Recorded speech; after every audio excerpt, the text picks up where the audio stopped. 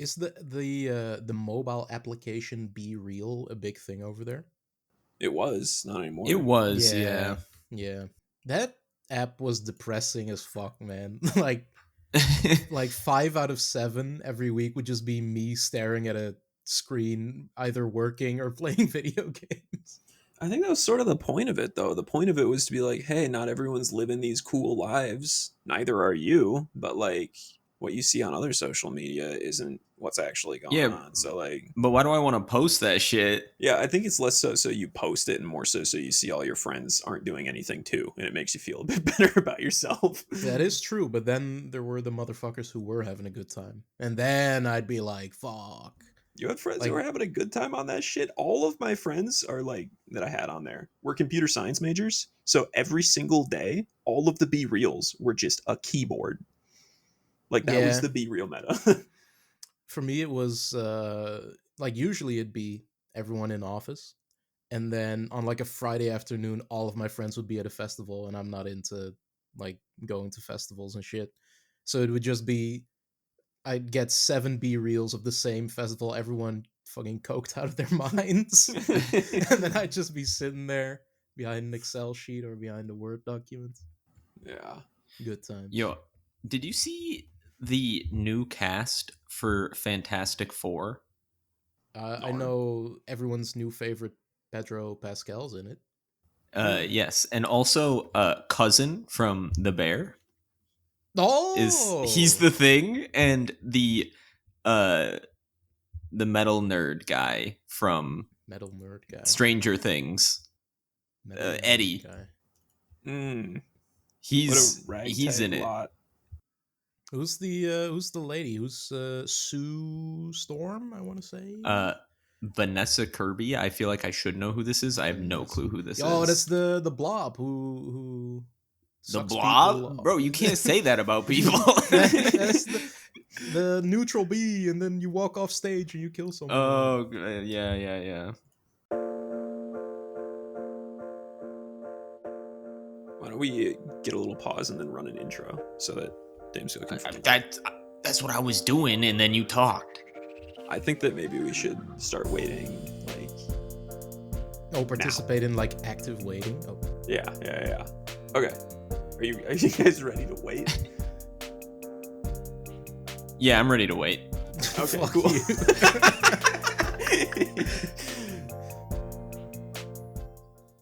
Hello and welcome to the Normally Online podcast, where we discuss things happening on and offline. And my good buddy Eric Daemsco here. What the Should I hell? not call you that? That's We're like doxing. We're doxing now. Yeah. No, I keep it in. We'll do it live. We'll do it No. live. Take the docs out. Take the No, docs my out. coworkers already know. We go. It's we so go. Jover. Is Jover. No. Yeah, sorry. I don't know why. I was like, because this was going to be a work-related thing for you. Okay. And it's sort of the story of how we met while you were working in the games industry. Oh, And so can you describe your first impression of us before you knew it was us when we lived under a pseudonym? Before you lived under a pseudonym. So While we lived under a pseudonym. yeah. So this was during COVID.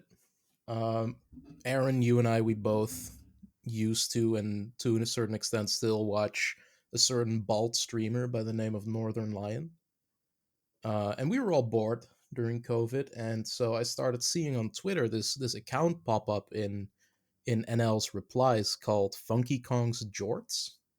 And had a profile picture of Funky Kong, and the entire account was like making Funky Kong related memes, but also replying a lot to Northern Lion, and I do mean quite a bit.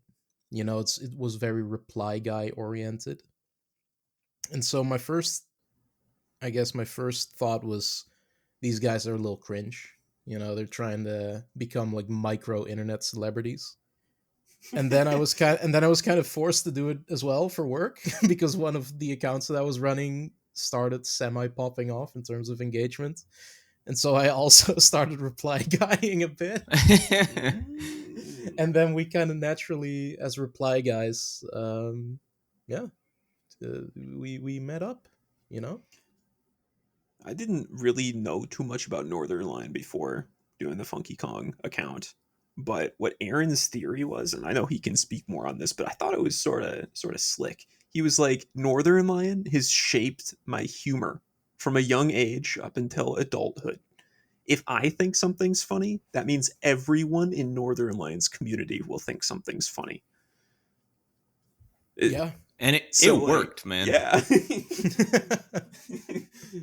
It did work. There were a couple, at the start where I was like, they're trying too hard, but then, I made that one post on the King of Retail account, which I used to run, while we're fully doxing me, I guess. Yeah. Um, where I was like the Funky Kong store that I made in King of Retail, and then we just kind of started chatting a little bit. But then, honestly, I don't think I would have ever joined like your Discord or fully linked up if it wasn't for a very, a fateful day, I would say, where I was just on Twitter and I saw that you guys were streaming.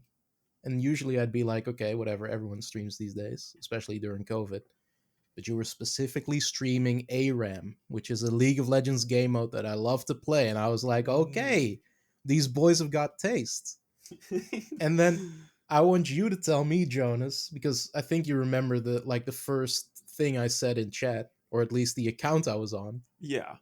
First thing that you said, I don't remember, but it was on the Iceberg Interactive official account, and you just rolled in. We're like, okay, Mr. Big Dick coming in swinging. And then you were like, oh, sorry, wrong account. And then you hopped on your personal one. So I thought that this was just like a flex. This was like some sort of setup. Like you just put your meat on the table and you're like, all right, suck it, boys. Like, allegedly, it's an accident, which I still don't fully believe. Which is fucked up because you know me not to be a liar, a I know you to trickster, be perhaps. a fooler and a trickster. That is true. I do like tricking, but wait, no, I like tricking people. I didn't need to specify that one. I think. Do you? Is that something? Is that something that we should know about? It's rap music growing up. You learn a phrase or two, but I don't know if it's still being used. But it was an accident. I was on the company account when I came into the Twitch chat. When you what? God. And then I immediately switched. It was an accident. I swear. I didn't want to. If anything, I wanted to be anonymous and then drop it on you. Yeah. But yeah. Mm-hmm. Yeah. And then I think like a month later, I joined the voice chat for the first time and found out that Aaron and I have maybe the exact same brain parasite. Yeah, it's a little scary. But just talking about it has me reminiscing about being unemployed during COVID and like how it was kind of sick. It sucked a lot, but also it kind of hit. It owned, but also like, because Aaron, part of the reason why we decided to start streaming, or at least where my mental state was at the time, is I was just like, I don't have anything scheduled. There's no consistency in my day or my week or my month. So you like offered me a little, not an olive branch because that's like a symbol of peace, but you were like, here, like take my hand into this 3-day a week streaming schedule where we'll stream it. I think when we started, we were on something. I think we started at 5 days a week because we were both unemployed and we were like, we got literally nothing to do. So that was much needed schedule for me. That was actually like really good. Like we used streaming and Funky Kong to pull ourselves out of the depths of unemployment hell. Yeah, man. That's the power. If you're ever unemployed out there, any listeners, just try Twitch streaming because like it's not that fun, honestly. It kind of sucks. The streaming part is fun, but all the other stuff surrounding it is not fun. At least for me. Maybe you like it, but like setting up overlays and having scenes that work. Oh my God, dude, that was miserable. It also didn't help that we had 2 people running one Twitch account, which Twitch does not like. No, it doesn't.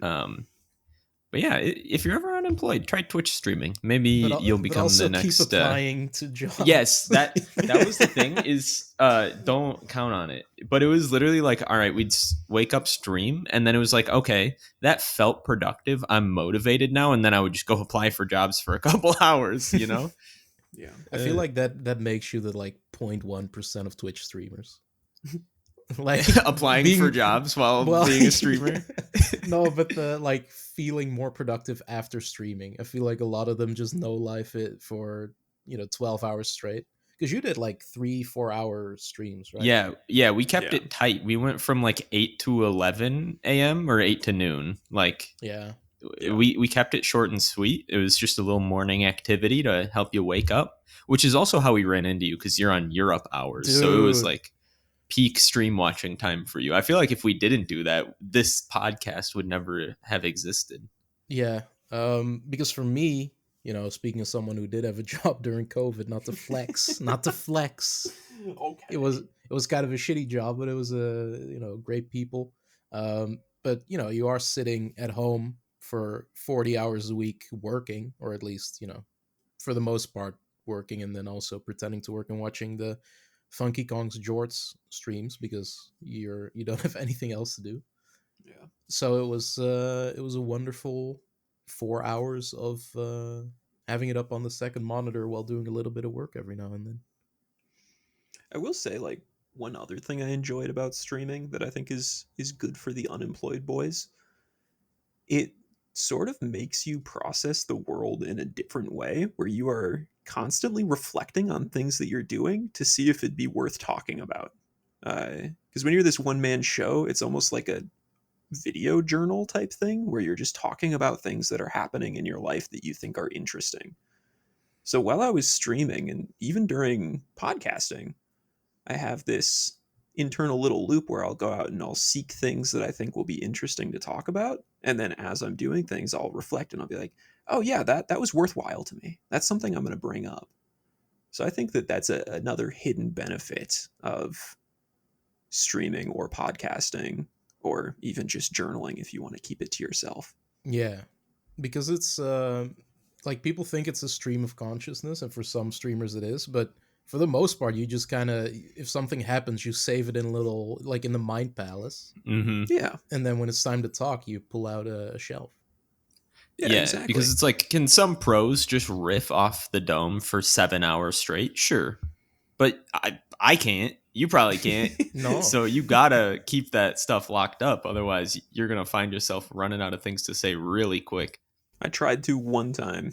It was they were playing Midnight Protocol. I did an 8 hour stream. Yo. And I think I was going crazy by the end of it. I was just like tweaking a little bit. I ate a banana with its skin I on remember stream. that. um, yeah, good times. I Don't love recommend. that stream. Also, anyone listening, go check out Midnight Protocol on Steam. It's a great game, underrated. Let's see if we can bump up the sales numbers all of a Yeah. sudden. All right. That was actually, I think, one of one of my favorite games I worked on. And it was a shame that it flopped because it was extremely difficult to market. But the Funky Kong's Jort stream, I believe, did sell a copy or two. Yeah. So I genuinely think that makes you the most impactful influencer that we gave a key to. Congrats. Including big names like Funky Kong's Jorts. Exactly. Yeah. Yeah. Yeah. PewDiePie didn't answer. That's crazy. So, Aaron, how did you like? What was your thought process when I hopped on the stream on as Iceberg Interactive?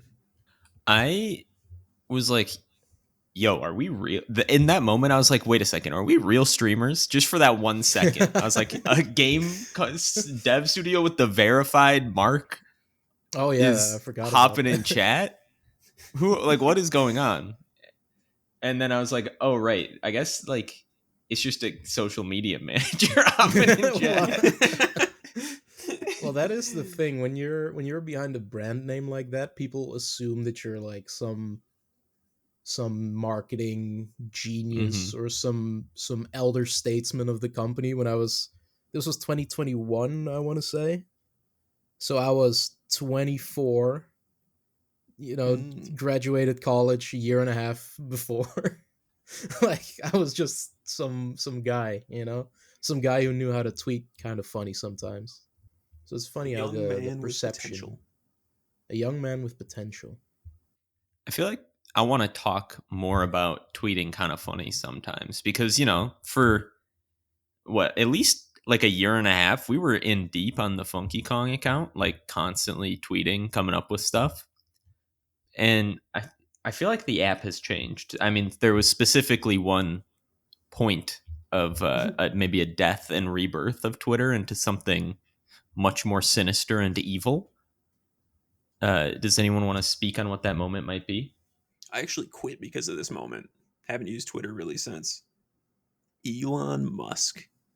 Yo, creator of the Cybertruck, Yeah, we visionary talked about behind. him with the Cybertruck.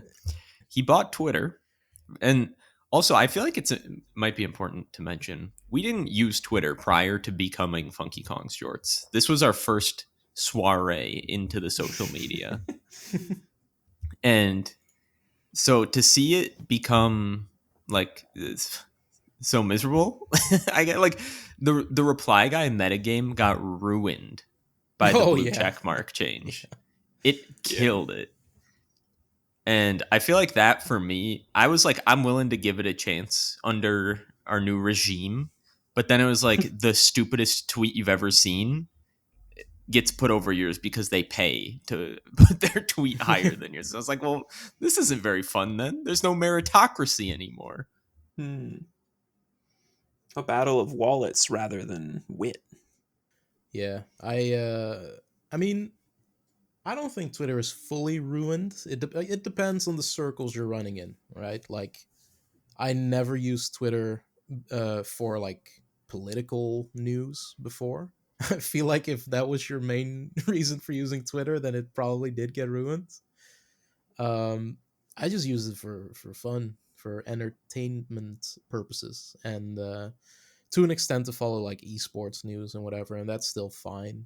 Um, Mm. I think people in general might have gotten a little funnier since Elon took over, because Oh, there's some creativity in misery or whatever. Like everyone hates it there, yeah. which makes them a little funnier. But The tortured artists. I don't remember the last time I actually opened a tweet to look at the replies, because that's just, you know. Right. That was killed. No one wants to look at replies anymore because it's all OnlyFans bots going, "Oh, I had sex with Harrison Ford in 5th grade." And it's like, "What? What? This and they're I getting paid. it's Have real, you not Jonas. it's It's No, real. I so haven't. real. It yeah, in article so like the article will be about a celebrity. Let's say Harrison Ford because I already used that example.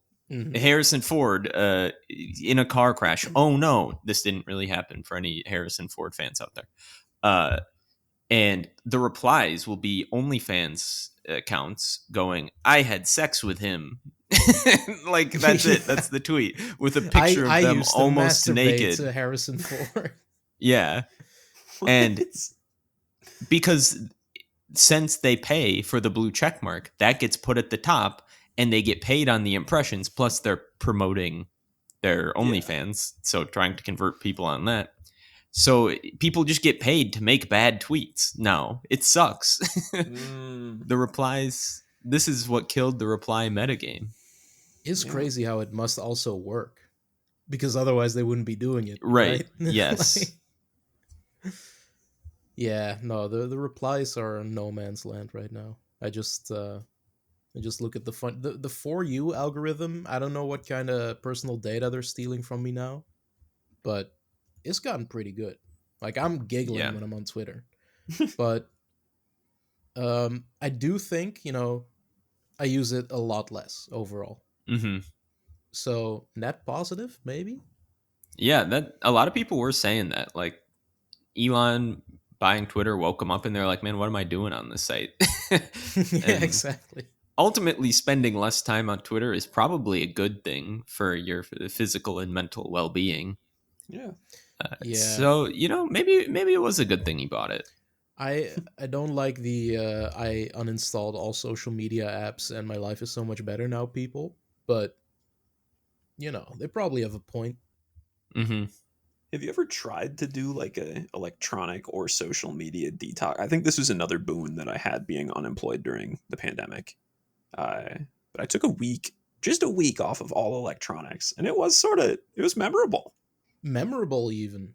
Yeah, like In what way?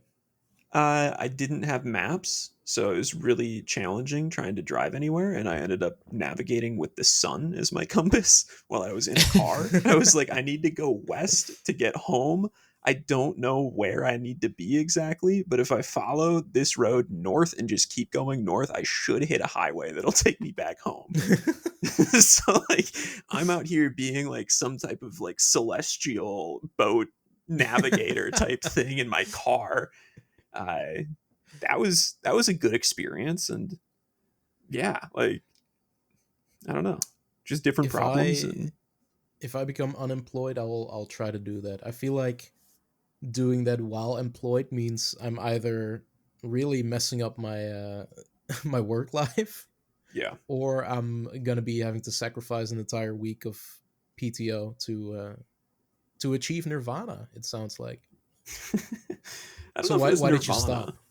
I just set out for a week. This was like the week Ah, before I okay. started my job in tech, and I was like, I'm gonna be on the Oh, computer for the foreseeable future as a software developer. Let's just get away from electronics while I can. for the foreseeable future, for Yeah, the next 50 years. Yeah. yeah. I mean, who knows? Some of those like Nvidia software engineers that had stock, they have like millions now, so they just Oh, true. up and left. Yeah. Like what if that happens, huh? They are now going on their no electronics cleanse. Yeah, Dude, if I was rich, I would not go anywhere near a computer. Yeah, or at You'd least not catch me social in media. yeah, you'd catch me just like in Portugal at the fucking beach, and then you'd catch me in Germany having a couple pints, and then you'd catch me in Thailand doing whatever you do in Thailand. Like I would not be Insanely on social media. insanely fucked up. How you didn't say catch me in the Netherlands visiting my dear friend Daemsco. Well, you'd be with me. I'm bringing my boys. Oh, let's go. it's a boys' Yeah, trip. it's a boys trip. Yeah. Yo, Yeah, I want to quickly go back to doxing, yeah. Okay. and I kind of want to dox Jonas. What the fuck, Not in man? Okay. not in the literal, name and address sense, but his level of internet brain rot. Because after the last episode, we're just hanging out in Discord, patting each other on the backs for another episode well done, well recorded. And Jonas goes, and I quote, "You guys know about Gigagadigidigidio?" And we place this motherfucker in the normie tier, and we go, "No, what the hell are you talking about?" And he sends us a video that honestly I can't even describe. Jonas, would you like to describe the insanity that you sent us? um, Singing chicken nugget competition where trainer could be anyone from Mr. Beast to Nikocado Avocado, and if they lose the competition, they get eaten. Some of the people listening just like had an aneurysm trying to comprehend what you just said. It's really funny. And also, Maybe I feel like part you missed, the song that they're singing is Cotton Eye Joe. yeah, yeah, but they don't sing it right. They sing it all weird. Right. Yeah. But instead of doing it right, he goes giga gadi gada gada oh, and Yeah. but then he sings the next part correctly, which is more confusing than if the whole thing didn't make sense. And as if this weren't enough of a indictment of Jonas's actual, rare moments of brain rot. Friend of the show, Nav Gaines, who does have his laundry machine in his kitchen because he is British, he hops on, Unfortunate.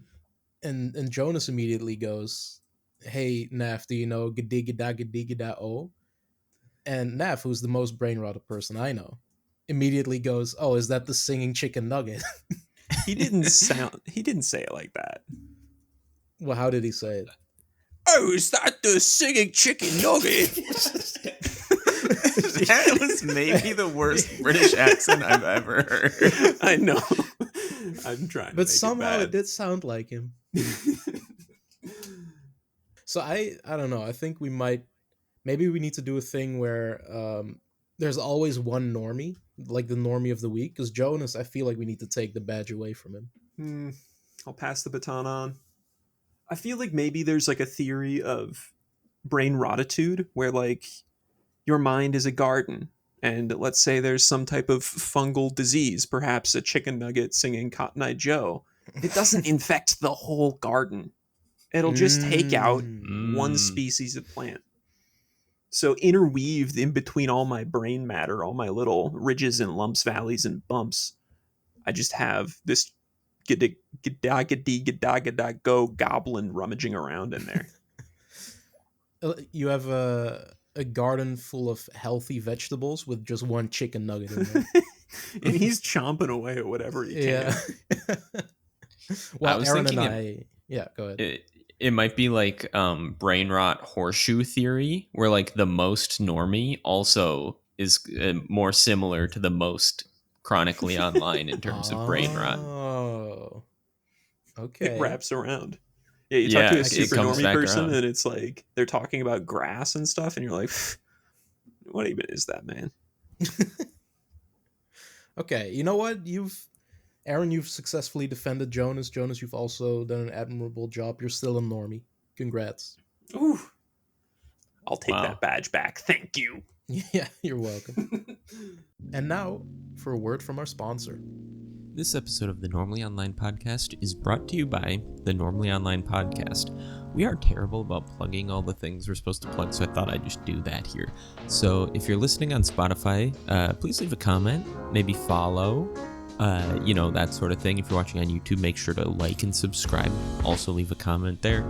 And if you're looking to send us any sort of feedback, you can reach out at twitter.com or x.com/funkykongsshorts, and we will read your message. We also have a Discord. DM us on Twitter if you want to join that. So thanks for doing all that stuff if you like the show. And if you don't like the show, please don't leave us a bad review. All right, thanks. And we are back. Dude, you know what else has been ruined? What? But not just, actually, by social media. Being impressed by things. Okay. You know?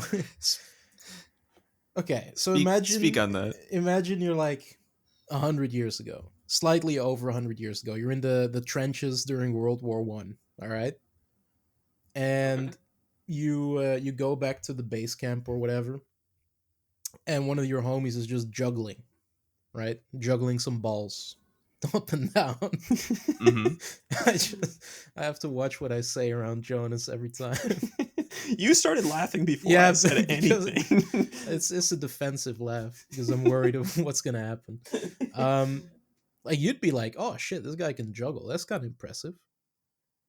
But nowadays, if you saw someone juggling, you'd be like, "Okay, whatever." Because I feel like just seeing people with insane amounts of talent on social media has raised the threshold of being impressed by things.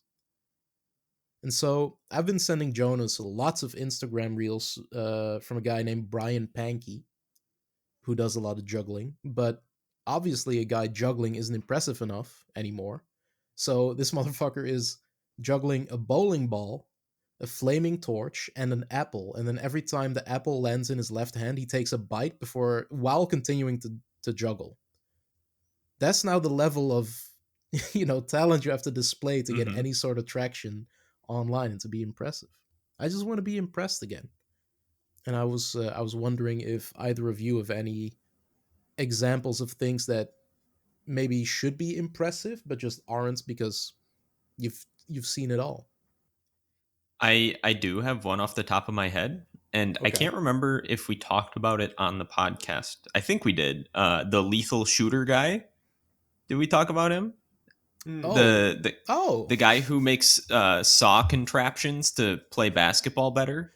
I know at least Daemsco, you've seen Lethal Shooter. Apparently, not enough to remember what his username was.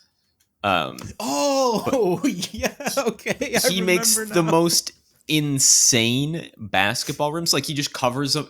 The first one was like he covered it in nails, and then he was like, I made it really small and also covered it in nails, so it's even harder. And then he's like, I just put a chainsaw chain around the rim and it runs like the chain. The hoop is a chainsaw now.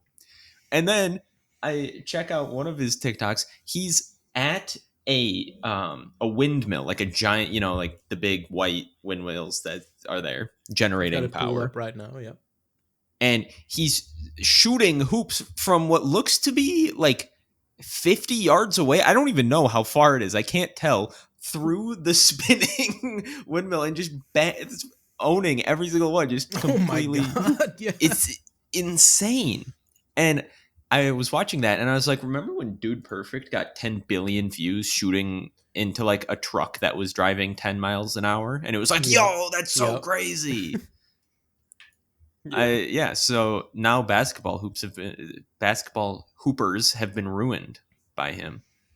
I think it's sort of like in sports. Let's even just say take track as an example. For a long time, people were like, "Oh, you can't run faster than a 4 minute mile or whatever it was." I don't know if it was 4 minutes or not, but people were like, "Yeah, you just can't run faster than that." And it was this huge mental hurdle for every single person on the planet. And then somebody did it, and it just like shattered that Yeah. statement. They were like, "Oh, it's possible," and then people just started doing it. Like knowing that something is possible just allows you to do it so much easier. You're like, "Yeah, my body's physically capable of this. I saw this MFer do it. I can do it too." And I think that's what we're seeing on this mass scale with this globalized social media. We're seeing, oh, I can juggle. I can shoot in a truck that's moving. And once you push past that boundary, there's the next one where you're like, I don't know if I can do this. And we're just sort of speed running, pushing humanity to its limits on some of these things through the internet and through just observing people doing crazy stuff. Whereas before, you just would hear that there's like some dude the village over who can juggle a flaming torch, and you're like, yo. Yeah. His name is Wild. Brian Pankey, and he loves to juggle. What an optimistic way to look at it, Jonas. Because after Aaron brought it up, the only thing I could think about was it must suck to be in Dude Perfect. Yeah, Because they've done it all, man. it's true. How You many ways can you shoot a basketball into a hoop? Yeah, without the comments being like, man, I remember them doing this in 2013. Man. Do you think they have to study their old videos to make sure they don't do the same trick Dude, shot twice? there's a Dude Perfect lore master who has like an, Yeah. an ancient grand tome with, archivist. with all their sick ass trick shots. Yeah, that's, I want to look at something in real life and be like, and not be like, I saw something better online, you know? Yeah. Hmm. Maybe you need to quit your job and then take a week off of screens and then like reset the neurons, you know? Maybe I should. And then you guys can record a nope. Yeah. Yeah. So, Jonas, have you been online at all this week? Um yeah, depending on what you consider online, I guess, like consuming media, not a whole lot. I watched a little bit of The Good Place and I played a lot of a game called Poke Rogue. Um, that's about the extent of my internet use this week. Fair Yeah, enough.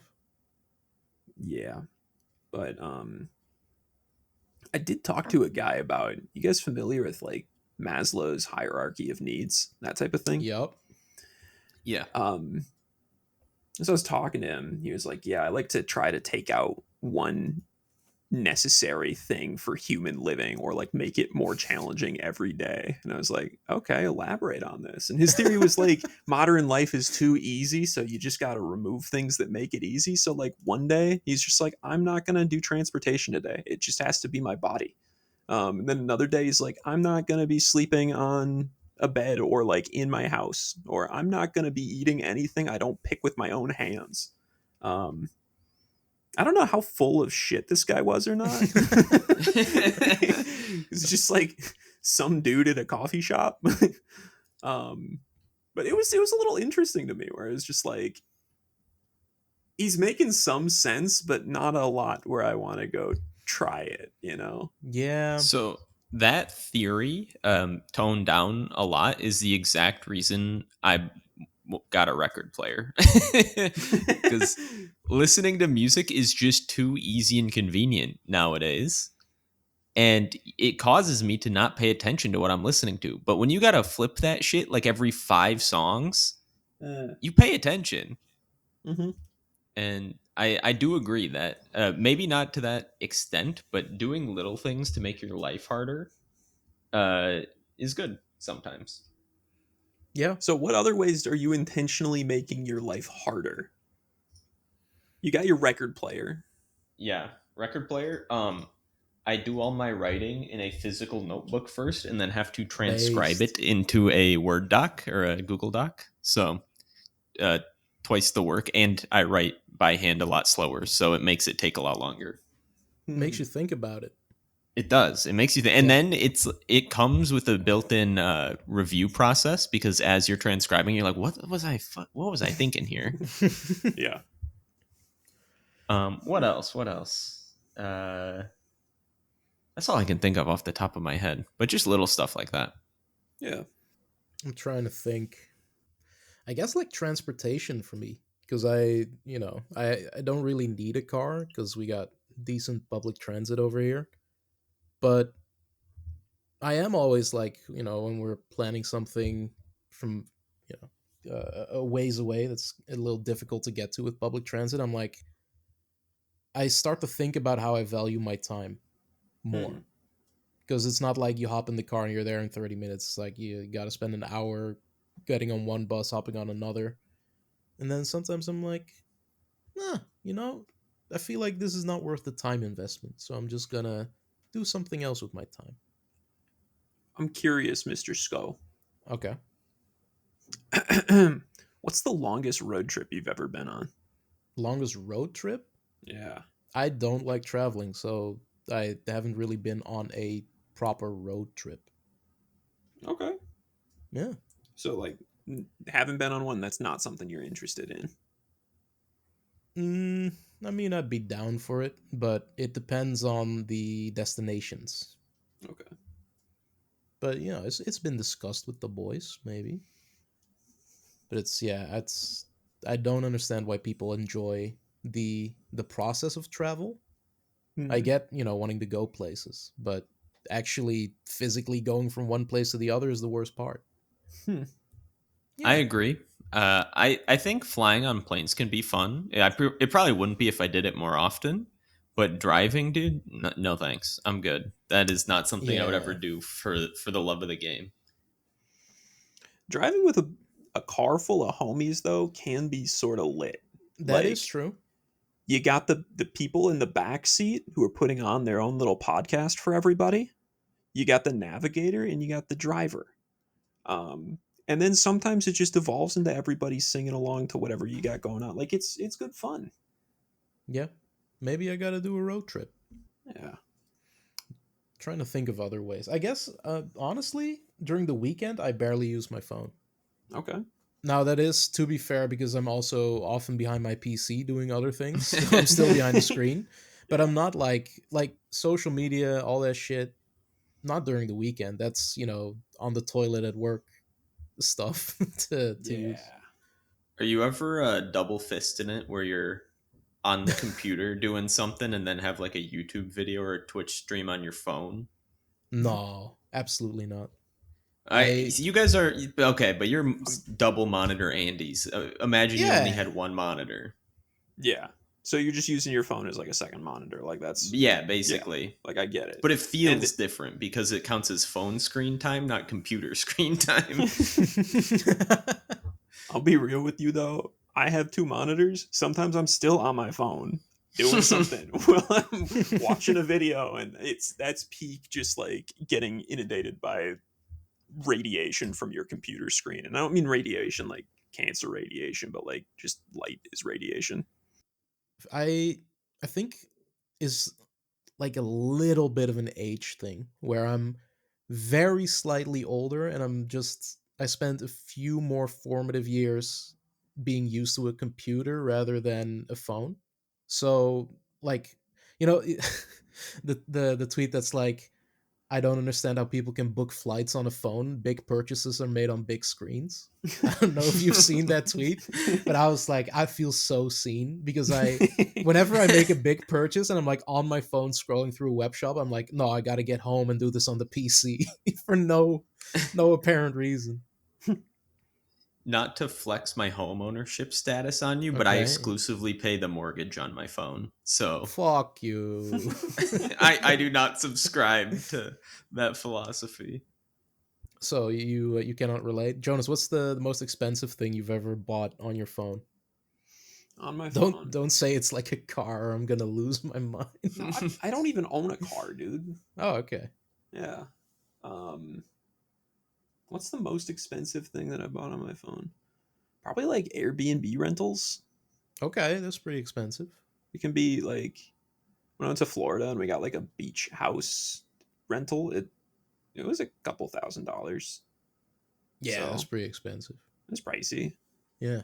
But it doesn't feel like a big purchase though. It just is a big purchase. Like hotel rooms or places for lodging don't feel like big purchases for me because a lot of the times I don't spend any money when I'm traveling on that. I'll just stay with friends. Yep. It's one of the cool things about not having your back hurt from age yet. You just sleep on the ground and wake up and just shake it off a little bit. But it didn't feel like a big purchase. I'm sort of there with you though, where it's like I'll do my big purchases on computer when I feel like they're Yes. big. Like buy a computer, that's a computer purchase. That's a computer purchase, which could prove to be an issue. Yes. Yeah. I think that's gonna do it for today's episode of the Normally Online podcast. Do we have a question for the people? I don't know if Spotify comments are working for everyone, but assume that they are. Yeah, I got a question. We were asking this a Okay. bit earlier, but what are ways you intentionally make your life a little bit more difficult? Good question. Thank you. I would have posted a. I was just looking Yeah. at Aaron's last overreaction gifs thing, and I was like, if somebody didn't say good, we don't need to have this on the episode. No, this is gonna be the no edit episode. The I'm no done. edit episode. Oh. Good, and then we leak your name too. Oh, that's fine. Yeah. Anyway, thank you all for listening. Tune in next week and make sure to take a week off without any screens after listening to the podcast. See ya. Bye.